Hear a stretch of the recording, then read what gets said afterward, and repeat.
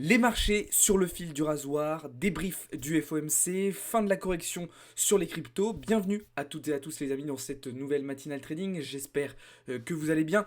Pas mal de petites choses à dire, vous l'avez compris ce matin. Juste avant de commencer, je vous invite à vous abonner si ce n'est pas encore déjà fait. Et puis bien évidemment à nous rejoindre dans le serveur Discord. C'est vraiment là-bas que tout se passe. Petite information aussi, je vous rappelle que ce soir à 20h a lieu le webinaire spécial sur notre levée de fonds, donc directement avec le directeur général de la société Cryptown, la société avec laquelle nous réalisons justement cette levée de fonds, pour tout vous expliquer en détail et répondre à toutes vos questions. Donc si ça vous intéresse, c'est à 20h en direct sur Twitch et sur TikTok, donc sur nos réseaux Twitch et TikTok comme d'habitude. Allez, c'est parti, on va passer désormais dans le vif du sujet, à commencer donc avec les petites actualités du jour. Je vous le disais à l'instant, la première actualité qui nous concerne, puisqu'elle concerne justement le webinaire de ce soir, mais c'est pas forcément ce dont on va parler ce matin. La première actu, elle concerne tout simplement les ETF spot Bitcoin. Et il y a eu une nouveauté assez importante hier, puisque pour la première fois depuis le lancement des ETF, on a enregistré des sorties nettes sur l'ETF de BlackRock, qui avait été l'un des derniers à ne pas avoir de sortie. Ça y est, c'est officiel, il y a eu des premières sorties nettes sur l'ETF spot de BlackRock, donc pour environ 36 millions de dollars. Donc c'était relativement prévisible, c'était un petit peu annoncé, c'est pas grave, et c'est même plutôt logique en fait au vu de la situation actuelle, dans le cycle dans lequel on est justement actuellement. Ok, donc pas de panique, c'est pas grave encore une fois, mais je trouvais la news assez intéressante, puisque pour la première fois depuis le mois de janvier, on a des sorties sur le TF BlackRock, alors que jusqu'à maintenant, il y avait des volumes d'entrée qui étaient particulièrement importants. On le voit très très bien sur le graphe actuellement à l'écran. Ok ? La deuxième petite actualité du jour, eh bien, elle va concerner évidemment le FOMC. Je vous ai partagé un rapport économique complet dans le serveur Discord pour vous expliquer un petit peu les éléments à retenir, les éléments importants de ce FOMC. Bon, globalement, ce qu'il faut retenir, c'est que sans surprise, voilà, la Fed a décidé de maintenir ses taux à 5,5%. Ça, c'est logique, tout le monde s'y attendait, le marché de toute façon avait déjà intégré dans ses cours le fait que les taux allaient rester à 5,5%.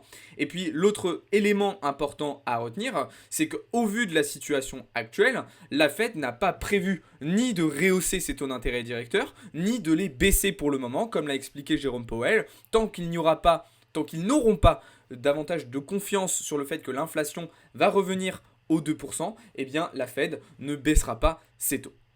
Au-delà de ça, il y a eu une information assez importante aussi dans le communiqué de la Fed hier soir, c'est le fait qu'à partir du 1er juin prochain, la Fed va ralentir son rythme de liquidation de son bilan en passant de 60 à 25 milliards. Alors c'est plutôt logique, à l'approche des élections présidentielles américaines, la Fed est toujours un petit peu plus j'ai envie de dire un petit peu plus chill, un petit peu plus neutre, un petit peu plus centriste, un petit peu plus mesuré, justement pour limiter les pressions, limiter les tensions dans le contexte actuel. Donc c'est une news qui est plutôt logique. En tout cas, il y a eu un petit peu de réaction sur les marchés, on l'a vu sur les taux, avec notamment le taux à 10 ans qui a été un petit peu secoué. On l'a vu aussi sur les indices, vous le voyez actuellement à l'écran avec le Dow Jones et ici sur le Nasdaq. Mais globalement, la situation à moyen terme reste sensiblement la même. Et pour moi, il n'y a pas forcément de raison pour moi actuellement de voir un retournement sur le dollar. Tant que les taux vont rester élevés, tant que la politique monétaire de la Fed va rester stricte, eh bien il faut plutôt s'attendre à une continuation haussière du dollar ou à une phase de latéralisation. C'est la raison pour laquelle, là actuellement, j'imagine la possibilité de venir swept cette zone de liquidité, donc avec le lot qui a été laissé ici, avant de repartir sur le haut du range, voire potentiellement d'aller chercher une continuation haussière au-dessus des 106,4 points. Ok ? Donc ça, c'était très très important à comprendre d'un point de vue macroéconomique actuellement. Et pour terminer avec la dernière petite actualité du jour, elle concerne cette fois-ci un acteur important de l'écosystème crypto, l'entreprise Tether, qui émet les USDT, qui a publié un bénéfice record de 4,5 milliards de dollars sur le premier trimestre 2024. C'est une bonne nouvelle, c'est important que dans l'écosystème crypto, on ait des acteurs solides sur lesquels on peut avoir confiance et sur lesquels on peut se reposer. Voilà pour les petites actus les amis. On parlait de macroéconomie à l'instant, on va rester un petit peu dans ce contexte macro, avec la journée d'aujourd'hui qui s'annonce beaucoup plus calme, d'accord, beaucoup moins de catalyseurs importants. On a eu quelques chiffres PMI ce matin du côté européen, d'accord, mais pas de quoi entraîner des mouvements de marché sensationnels. Alors, globalement, ce qu'il faut retenir, c'est que sur ces chiffres PMI, bon voilà, l'Europe, dans le secteur manufacturier, reste en phase de contraction économique. On a eu un petit peu moins pire que ce que les estimations attendaient, mais on reste quand même dans une situation qui ne s'améliore pas. Cet après-midi, du côté américain, hormis les inscriptions hebdomadaires au chômage, il n'y a pas forcément de résultats importants à observer. Ce sera surtout la journée de demain qui sera importante avec la publication du rapport NFP. Par contre, d'un point de vue microéconomique, ce soir, il sera important de surveiller la publication des résultats d'Apple après la clôture des marchés. Puisqu'on le sait, Apple est l'une des plus grosses capitalisations américaines, donc une grosse pondération des indices, et donc la publication de ces résultats peut avoir un poids, un impact sur le comportement actuel des indices, dont on va reparler dans quelques instants. Un peu plus sur la partie crypto, on aura aussi la publication des résultats de Coinbase ce soir qui pourra être intéressant. J'en parlais à l'instant, c'est important d'avoir des acteurs dans l'écosystème solides et sur lesquels se reposer. Eh bien, on verra si Coinbase se porte bien ou au contraire est en difficulté en ce moment. Même si globalement, avec les ETF qui sont backup par Coinbase, on peut s'attendre quand même à ce que la situation économique et financière de l'entreprise soit bonne. Ok ? Ça, c'était d'un point de vue donc macro et microéconomique. On va désormais pouvoir se tourner un petit peu plus précisément sur la situation de marché, sur les opportunités et les enjeux de cette fin de semaine.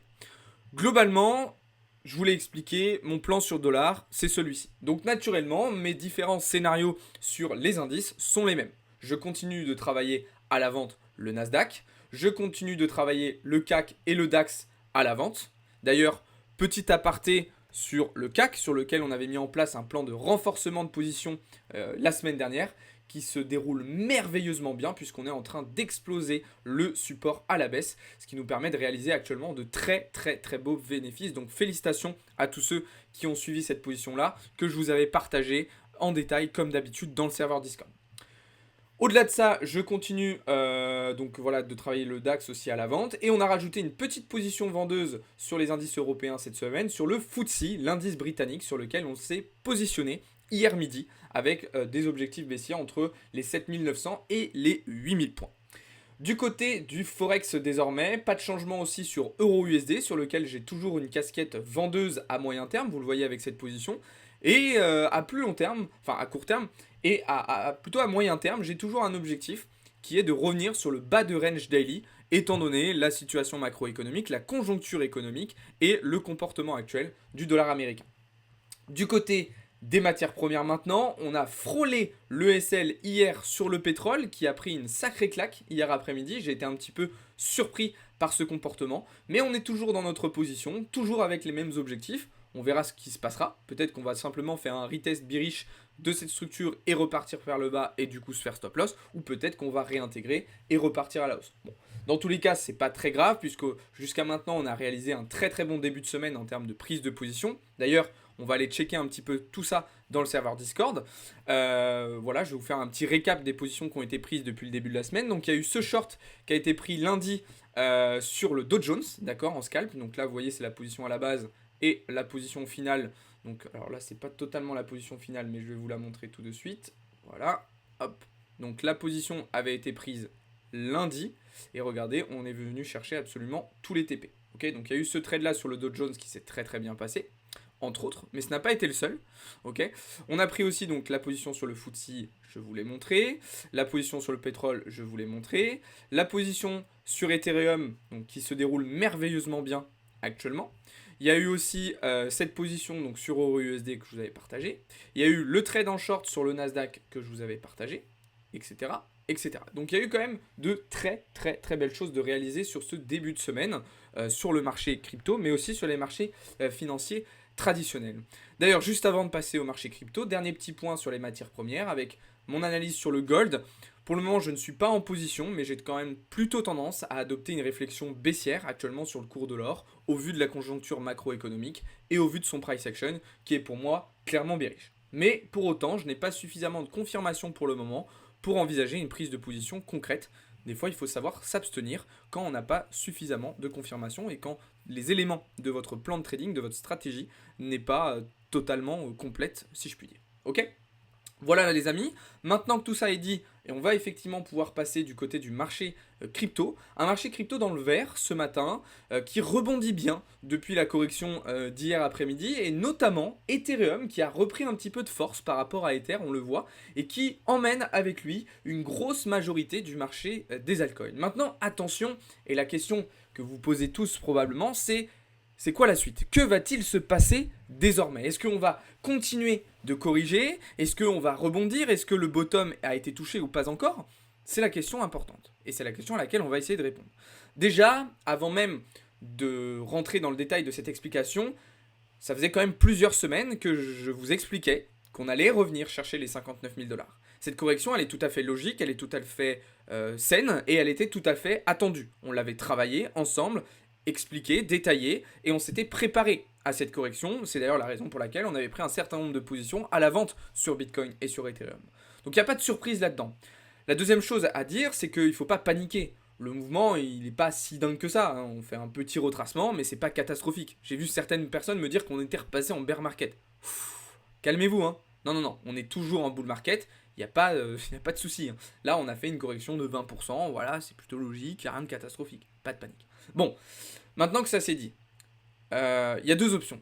Soit on va réintégrer rapidement en 4 heures la structure des 59 000 $ avec un retournement type boss, et dans ce cas-là, on ira chercher 70 et potentiellement les anciens ATH. Soit on va faire un retest bearish de cette structure et on va entraîner une cascade de liquidation qui va nous ramener entre 50 et 53 000 $. Donc, qu'est-ce qu'on fait? Comment on se comporte?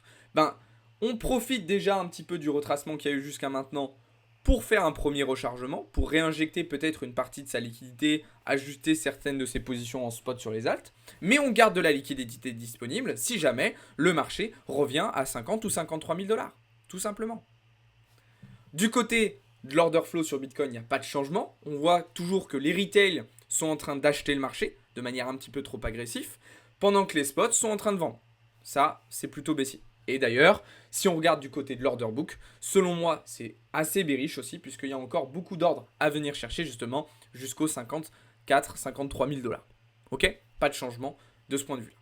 Par contre, là où il y a eu un petit peu de changement, je vous le disais, c'est sur Ethereum, puisque la dominance du Bitcoin a plutôt bien retracé depuis quelques jours maintenant, ce qui a laissé un petit peu de place à Ether face à BTC, même si pour le moment, je considère que la situation n'est pas encore bonne, tant qu'Ethereum n'est pas repassé en fait au-dessus de cette résistance weekly que vous voyez en vert sur la paire Ethereum BTC justement. Je bois une petite gorgée, ma voix est en train de débrailler.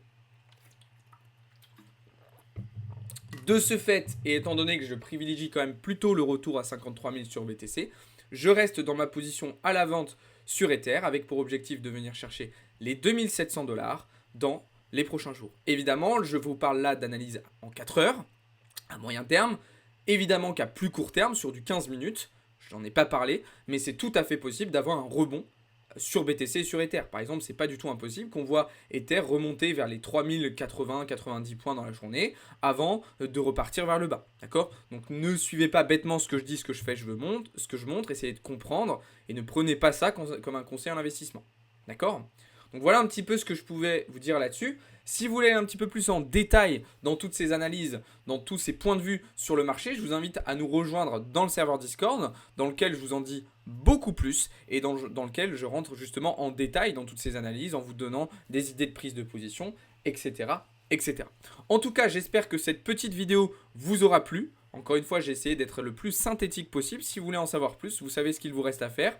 Et sinon, on vous donne rendez-vous ce soir à 20 h pour notre webinaire spécial levée de fonds avec Cryptown. Je vous souhaite à toutes et à tous une très très bonne journée les amis. Ciao tout le monde, c'était Alex pour Blockchain Capital.